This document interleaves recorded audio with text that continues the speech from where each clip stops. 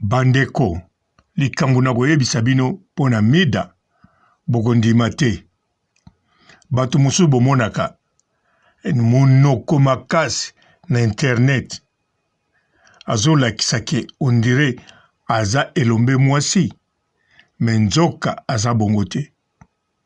Tango na koloba na bino ba oyo baza na ba site boko comprendre sikoyo soki mida aza nani.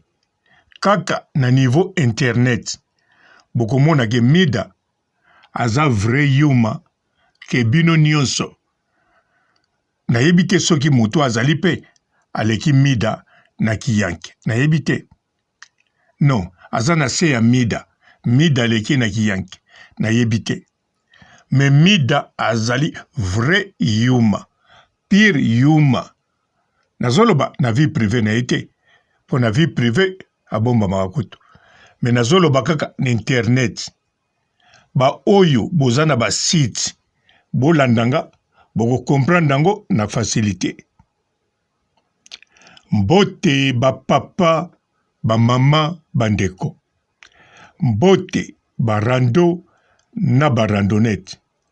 Mbote batoyo balingaka rando na ba oyo balingaka rando te.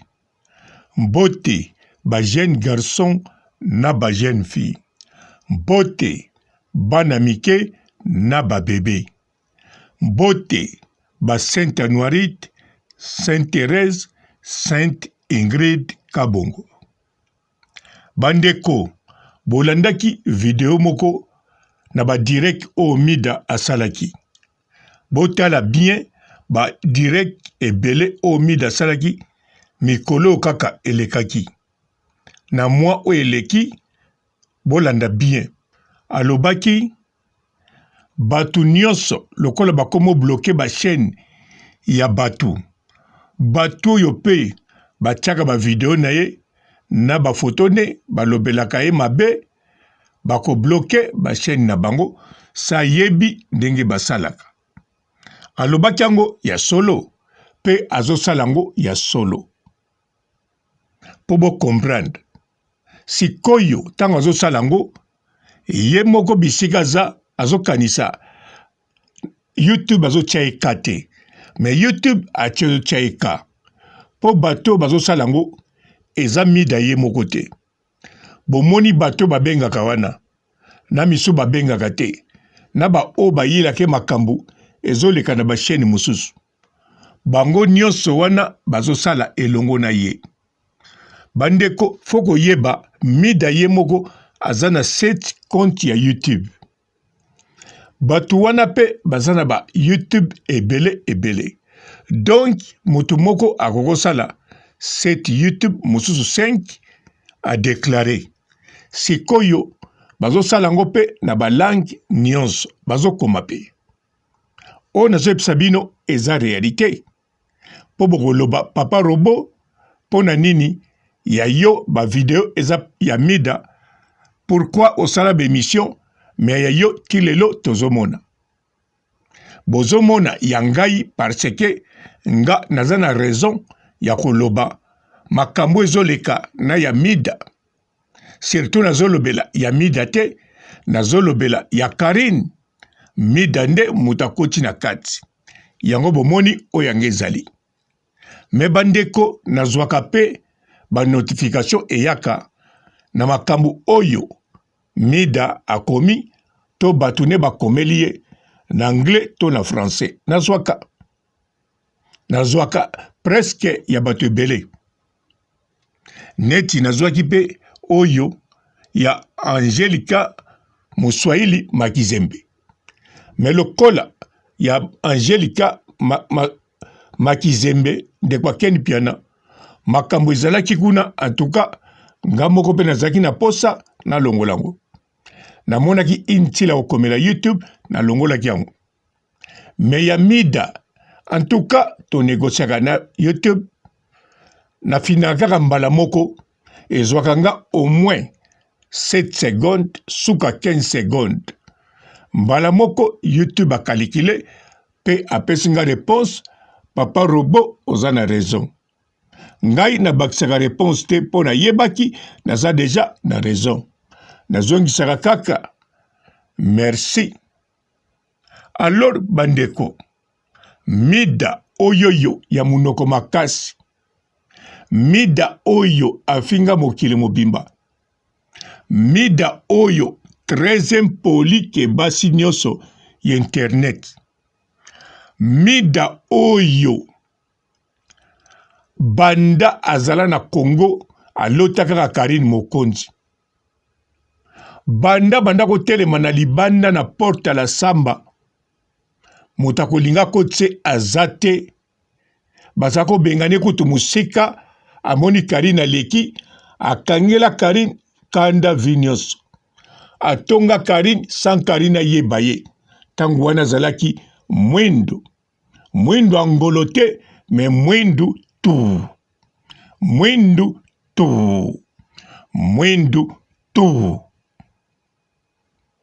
akoma na Grèce apakoli mwa produit ayeko koma oya koma lelo ayepe tina France toujours Karine Mokonzi asali site GDG na mbongo oya zwaki na kotekama na foyer na bekolo nyonso bayebanaki na foyer. Bandeko mibali o mida azwaka ti lelo ya bekolo po mida azwaka mibali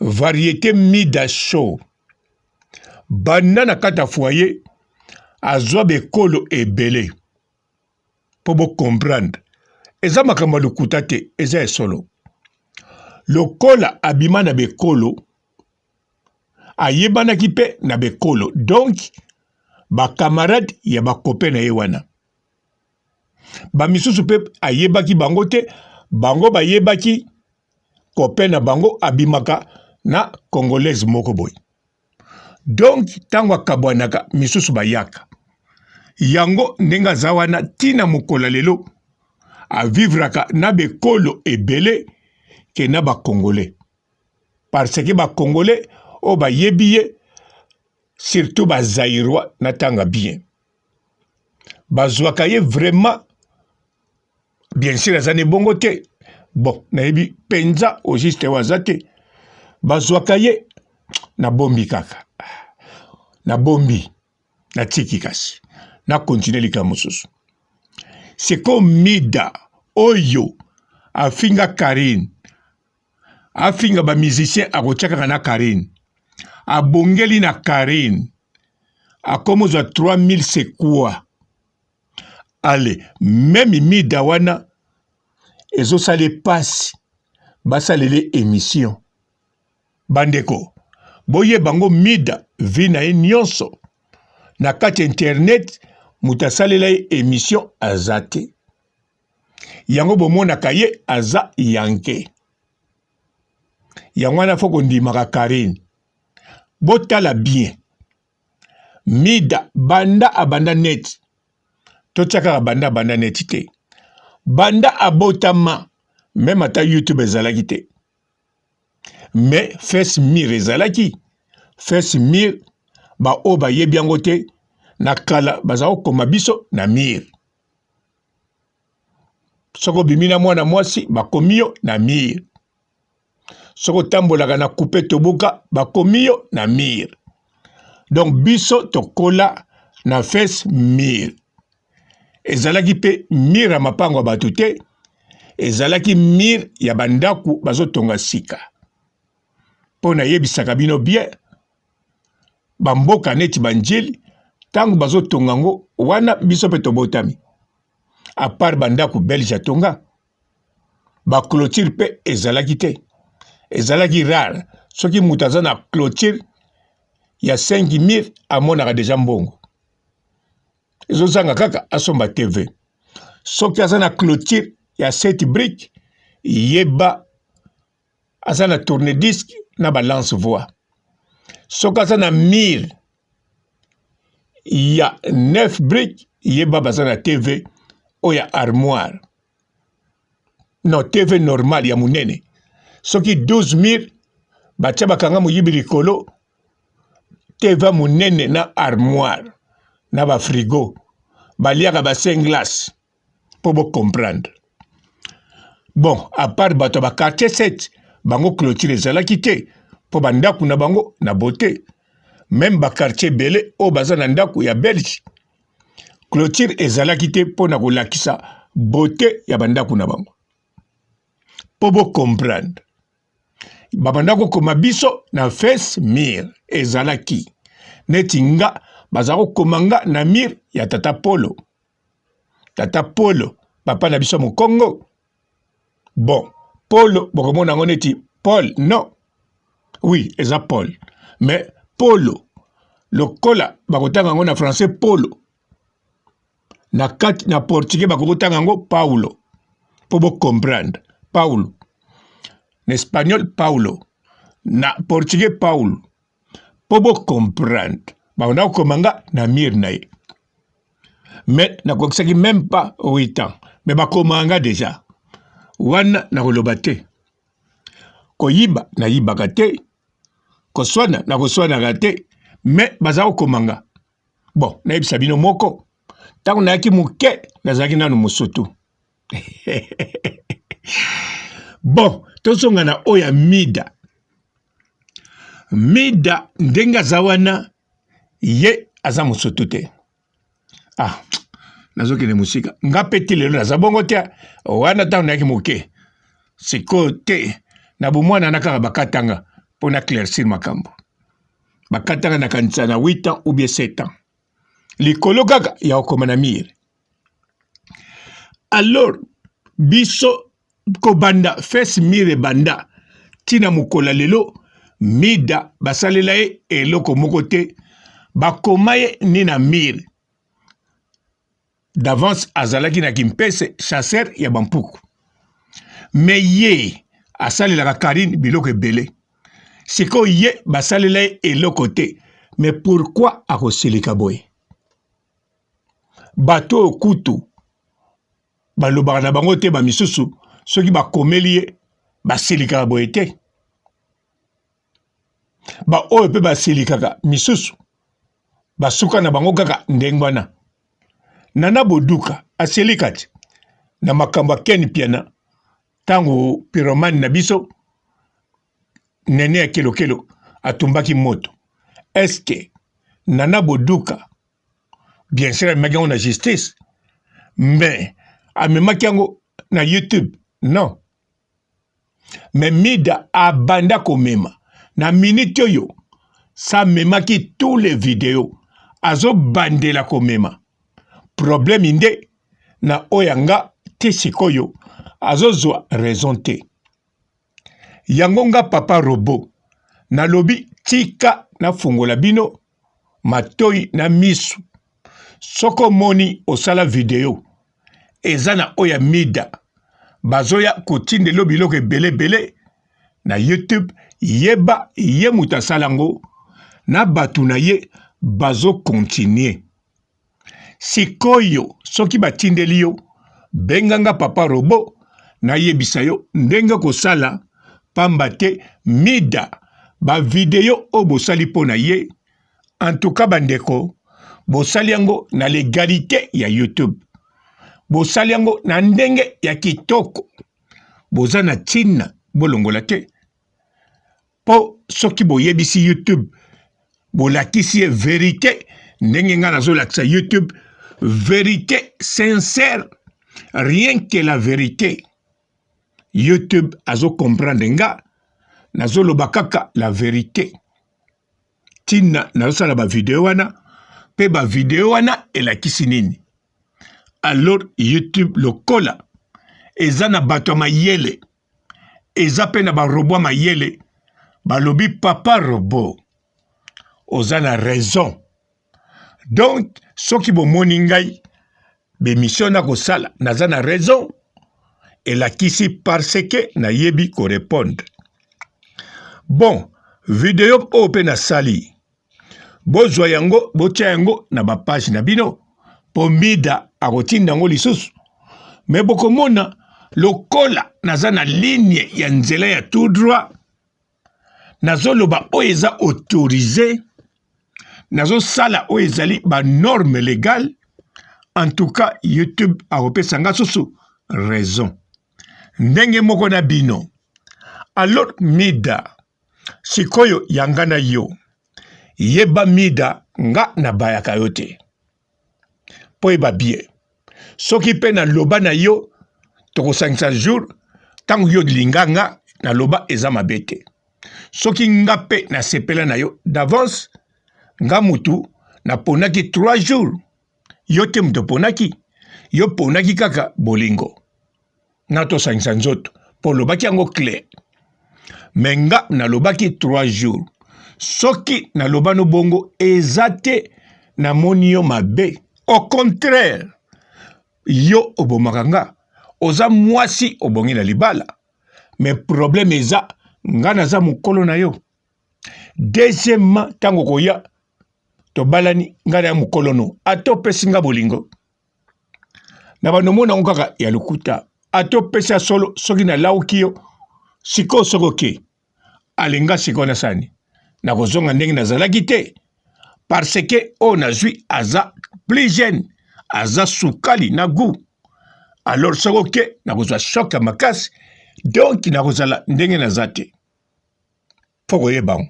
Époque n'époque tango to lingaka basi. Tozalaka ndenge moko te. O comprendre. Siko pe soki okei lisusu oningo kabula économie nanga deuxième susu likango. Ou bien soko kete oyibaka économie nanga opesaka na bato mosusu eraso bien te po toza na époque mosusu âge mosusu. Yango wana namonaki tina ya okende no musika te surtout po na intérêt nanga na ko souffrir te. Yango na lobaki 3 jours kaka. Vendredi, samedi, dimanche. Na tangeli yo oya yo. Transport no go yangam na kofuta. Makambu tu oyo ko déplacer kolia no kolala ngai. Bilambo kolata ngai. Bilambo kozonga nango na kosombelo mosusu. Na bakisi mbongo likolo. Okay. Wana eza kosambwisa te na zuyo na valeur na considération. Soko kangelanga kanda pona wana yeba eza pona bongo te. Soki po lingi to renouvelango en tout cas naza d'accord. Namoni ba photo tie mikolo yo. Namoni ok naza sou d'accord. Kaka nde kolata manzaka te. Zala na manzaka oya yo moko obotama nango. Ponga na lingaka te batianga manzaka. Na boyi ba jea manzaka wana. Na boyi pe musapi na litoi. Yaka na méthode sika. Na boy. Koloma nanga pe na litoi te. Modèle wana pe. Excellent. Na lingi yaka na modèle sika. Yaka ko surprendre nga. Na bon. Na activango. Mida. Na activer 3 jours. On comprend? Ça va. Na zo luka déjà. Appartement. Ya kovanda na yo. Na 3 jours wana. Soko lingo ya suso baksa 3 jours. Il s'agit au lobby nanga kaka na activer. Po soki to sali 3 jours ango na ko désactiver ango. Soko lobby papa robot mise en jour. En tout cas, nge kozala avec plaisir. Surtout soki to passer ndenge nga na lingi to ko leka ndenge nga na lingi. Donc nazolo baboy. Ngande mutu fona yoka bilengi trop. Ngana kozala kuna te pona pesa yo bilengi. Non. Ya yo ogoluka yo moko oyoka bilengi. Tango tokoza. Menga fona zwa par nanga. Pona kofuta. Bande koba bolingo. Likambo ya kitoko. Likambo nini? Le 1er février. Ti le 6 février. Toza na forum. Botu nanga te soki nini. Ya kitoko. Yo mutolobaka. Kemboka. Secteur nyonso. Ba okipango na bapaya. Kotoyo. Ba chinois. Kotoyo. Bengi. Kote kuna. Ba pakistanais. Alors. Yaka na forum. Le 1er février. Ti le 6 février 2022 kuna okoya na compétence na yo okoya koloba po makambo na yo ekokoma paya nani Fati Beton. Tala yo ozoloba papa robo olie yango longoli masque me yo pe yaka na compétence na yo yaka koloba na forum les premiers ti les 6 yo pokolia en plus bandeko no tango tokozwa basecteur wana bakoteka susu lopango te mais soko yete bapaya bazwa toujours na secteur wana bandeko no bakende bwaka ngunda wapi na kanku popoto ekangami. La décentralisation, nous avons passé en revue la cartographie du pays. Il y a plusieurs opportunités d'investissement dans notre pays, dans tous les coins du pays, dans nos entités territoriales décentralisées.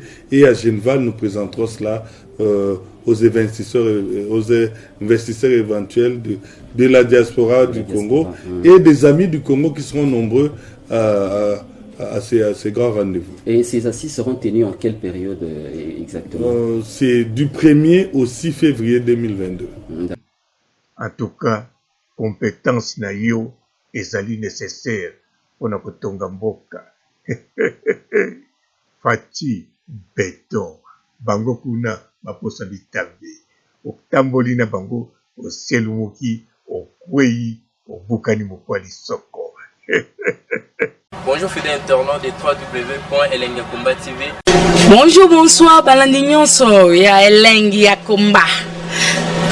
Congolaise TV. Partout dans le monde, partout où vous êtes, partout où vous êtes, Elengi ya Komba TV vraiment. Bonjour, bonsoir, na abonné bafa nyonso ya Elengi ya Komba Congolais TV. Bonjour à mon boss, on a appelé ça vraiment un pandi. Bonjour à mon boss, JP Kiama. Je salue mon boss Balobi, boss des boss Babi, JP Kiama. Bonjour, na Elengi ya Komba Congolais TV vraiment. Namo na zana chaîne de ça qui topo. Ya boss na JP Kiama, ta ay boss des boss ya ni aménagé. Donc ba ça dans la zaki. Ya boss na biso JP Kiama nzambe na ngai ba boss bazali ba boss bazali JP Kiama le boss des boss. Napesi d'abord bonjour te ba mbote belé na mo boss JP Kiama wana na koza ngisaote donc na ko lekate sana napesa mo boss JP Kiama boss des boss. Bonjour fidèles internautes de www.elengiakomba TV. Bonjour, bonsoir, balandi nyonso ya Elengi ya Komba. Congolaise TV. Partout dans le monde, partout où vous êtes, partout où vous êtes, Elengi ya Komba TV vraiment. Bonjour, bonsoir, na abonné bafa nyonso ya Elengi ya Komba Congolais TV. Bonjour à mon boss, on a appelé ça vraiment un pandi. Bonjour à mon boss, JP Kiama. Je salue mon boss Balobi, boss des boss Babi, JP Kiama. Bonjour, na Elengi ya Komba Congolais TV vraiment. Namo na zana chaîne de ça qui topo. Ya boss na JP Kiama, ta ay boss des boss ya ni aménagé. Donc ba ça dans la zaki. Ya boss na biso JP Kiama nzambe na ngai ba boss bazali ba boss bazali JP Kiama le boss des boss. Napesi d'abord bonjour te ba mbote belé na mo boss JP Kiama wana na koza ngisaote donc na ko lekate sana napesa mo boss JP Kiama boss des boss. Partout dans le monde, partout où vous êtes, partout où vous êtes, Elengi ya Komba TV vraiment. Bonjour, bonsoir, na abonné bafa nyonso ya Elengi ya Komba Congolais TV. Bonjour à mon boss, on a appelé ça vraiment un pandi. Bonjour à mon boss, JP Kiama. Je salue mon boss Balobi, boss des boss Babi, JP Kiama. Bonjour, na Elengi ya Komba Congolais TV vraiment. Namo na zana chaîne de ça qui topo. Ya boss na JP Kiama, ta ay boss des boss ya ni aménagé. Donc ba ça dans la zaki. Ya boss na biso JP Kiama nzambe na ngai ba boss bazali ba boss bazali JP Kiama, le boss des boss. Napesi d'abord bonjour to ba mbote belé na mo boss JP Kiama wana na koza ngisa ote donc na ko lekate sana napesa mo boss JP Kiama boss des boss.